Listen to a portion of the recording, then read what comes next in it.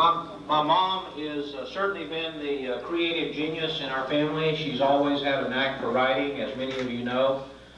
She's written quite a few books. I think she's written about 6 books. She's written a lot of poetry. She's written a lot of articles. She also has prepared a tribute to the family here. Don't know have any idea what she's done, but I'll ask my mom to come up and we'll all find out together what she's done.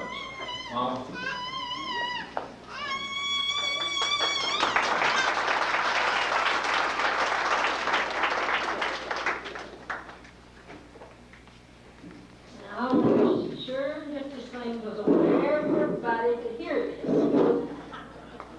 It's a tribute to my family. He was tall, not dark, but handsome, that young man I met. It was April the 12th, 1946, and he wasn't quite 2 yet. 2.5 months later, on July the 1st, we became husband and wife. And though I don't advocate such a short courtship, it has lasted us for life. Carl weighed 125 when I married him, and he was 28 in the waist. But if you'll look at him tonight, you'll see my cooking must suit his taste. He's always made me a good living, and he helps me when he can. I'm thankful for what God has given me for a man. On December 27th, 1947, 1 year and 6 months after we were wed, a little baby was born to us. It's a boy, is what the doctor said. Little Ronnie Carl had lots of black hair and a very lusty yell. We were very excited and happy because all was going so well. Ronnie, as a lad, was as frisky as a pup and was usually into something by the time that he got up. He got stuck in a bucket one day, and we couldn't get him out. As you can see, we were in trouble without a doubt. Don't cut it, it's my daddy's fish bucket, he kind of let us know. But we had to do something, though we had to take it slow. If I'd done the right thing, I would have just picked up bucket and all and set him in a corner all day and closed the door so I couldn't hear him bawl. But we called Bobby Morgan, a neighbor, who knew what to do to a T, and he sawed open Ronnie's daddy's fish bucket, and he set Ronnie free. Ronnie is with us tonight with his children, Allison and Ryan, and Dolores, his wife. He lives in Missouri, works for IBM, and he seems to be enjoying life. His daughter Allison has been in Nicaragua working on a master's degree, but we're glad she's back in America and here tonight for all of us to see. One reason everybody loves to see Allison come, because when she comes, I make her some dumplings and all of them get some. Danny Keith was our next son, arriving on January the 9th, 1951. The only one born in the Cabrini Hospital, but we welcomed another son. Danny didn't have much fight in him. Ronnie usually had the upper hand. When they disagreed, Danny usually was defeated while Ronnie would be the one to stand. But one day, Danny was challenged to a boxing match by his brother, Big and Strong. As I saw him don the boxing gloves, I wondered if this could be wrong. But somehow Danny got braver and he stood up straight and tall till Ronnie started running while Danny chased him down the hall. It was quite hilarious and laughter filled my cup, for at last Ronnie and his mother had beat him up. Danny left home when only 14 and went to Florida to Bible school. But after a total of 19 years of schooling, he's nobody's fool. Danny's here all the way from Africa, where he's spreading the gospel light. Mary, daughters Carmen and Lauren, and son Daniel are also with us tonight. Carmen's been living in Pennsylvania going to college her freshman year. I'm sure she has missed her family and has shed many a lonely tear. I want to say thanks to everyone who helped with the tickets on the plane for Danny and his whole family to be with us once again. 4 years after Danny's birth, Donna Ray was the next one on the totem pole. Our little black-haired daughter was a joy to behold. Her birth was unusual, I'm bound to say. I had no birth pain at all. What a day. The attending nurse called to a doctor outside my door. Come see a lady having a baby without pain, she did implore. Because I needed no anesthetic, my hospital bill was very low. When the insurance paid its part, $1.30 was all I owed. Pretty cheap, huh, compared to prices today. $1.30 child, that's my dollar rate. Daddy was so disappointed because she was a girl and not another boy. But when he first got his first glimpse of her, he changed his mind. She gave him such joy. Donna was smart in her schoolwork, but at home she wasn't so smart. It took her hours to get the house clean once she would start. She was so slow, it was difficult for her to ever get through. In making a bed, just let me tell you what she'd do. She'd crawl across the bed to reach the side against the wall. Then she'd stay and go to sleep, supposedly, for there she'd be when I'd call. Donna, her husband, Ken, and son, Brian, are with us here tonight, as well as her daughter, Victoria and Kimberly, who is very, very bright. Kim was the valedictorian of her class, and she won scholarships galore.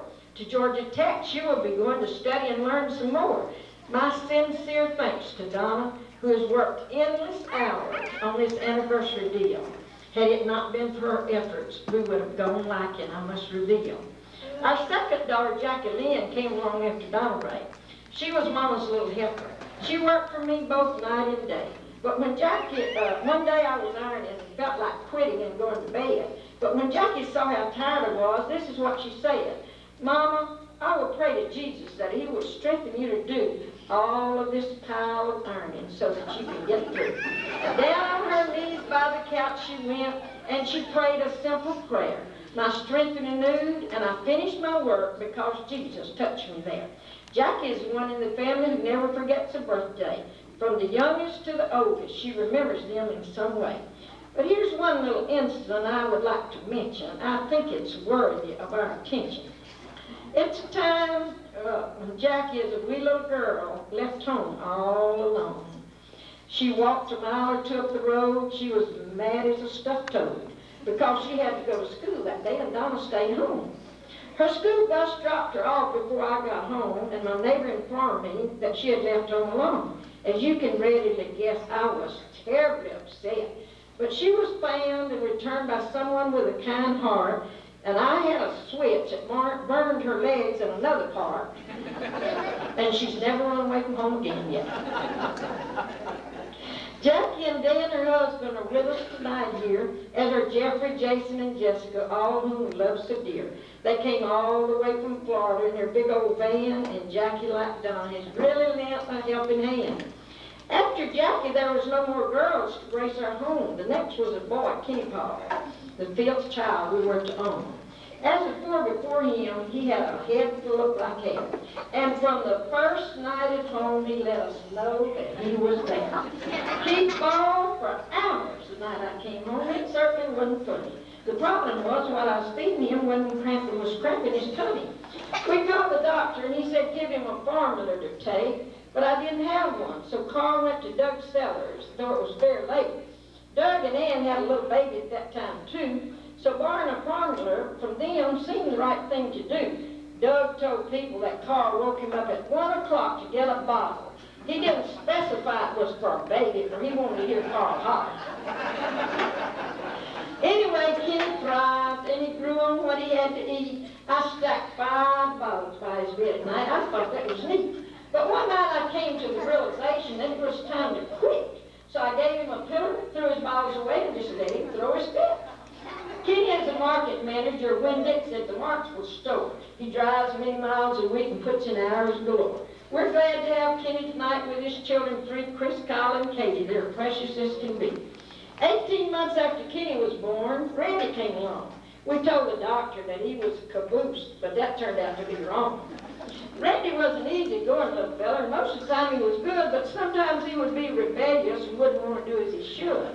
One day I was cutting his hair, and it didn't suit him to a T, so he jumped out of the chair and he ran off. He thought he'd show me.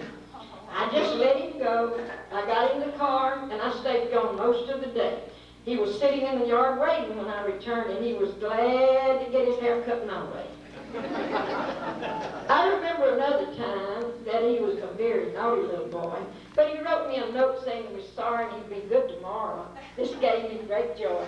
Randy's a fireman in Alexandria, works each month about 10 days. The rest of the time he's out making money in various ways. He, his wife Angie, and daughter Lindsay are here with the rest. I'm glad Angie didn't have to go to school tonight and take a test. Now let's get to the last one on the totem pole. Barry Preston. Compared to some, he's not very old. We named him after our doctor because he had delivered all 7.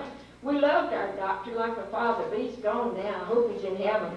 When Barry was born, a friend called and asked us his name. We told him Barry Preston, but he couldn't hear good, so it didn't sound the same. When he hung up the phone, his wife asked him, what did they name the little boy? Very Precious, he answered, as he grinned at her with joy. I have treasured in my scrapbook one of his little rhymes. Violets are red and roses are blue. Sugar is sweet and so are you. He wrote me a letter when I was in Florida visiting some of the kids. On the back of the envelope he wrote, I borrowed a stamp from you, I'll pay it back. So you see, he was an honest little chap, even when he was small. In fact, honesty was always taught at our house to one and all. Barry has a good job with Centos. He has good hours too. Also owns a snow cone business. He works evening through. He, his wife Tina, and their 3 little girls, Lauren, Ashley, and Emily, are here. One has lots of curls. Emily is presently the baby of the McCain family. We wonder how many more will join our family treat. I appreciate all my family who have put forth effort to join us tonight.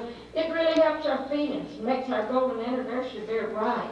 I didn't know what all you kids would dig up on us to tell from our past, so I thought I'd just get a jump ahead, though this has been quite a test. But in all sincerity, kids, we've tried to be good parents and rear you in the fear of God, and we have no idea how much longer on this old earth we'll trod. But though we live many years, it's not likely that we'll ever meet this way again. So from the bottom of my heart, Daddy and I say thanks for everything. We love you until we meet again. Lovingly, Mama. P.S. Before I quit, I want to express appreciation for the gift. A very up-to-date dishwasher. It will surely give us a lift. Daddy, too, is also very grateful, for he usually helps with the dishes. So thank you, children, for giving me my wishes.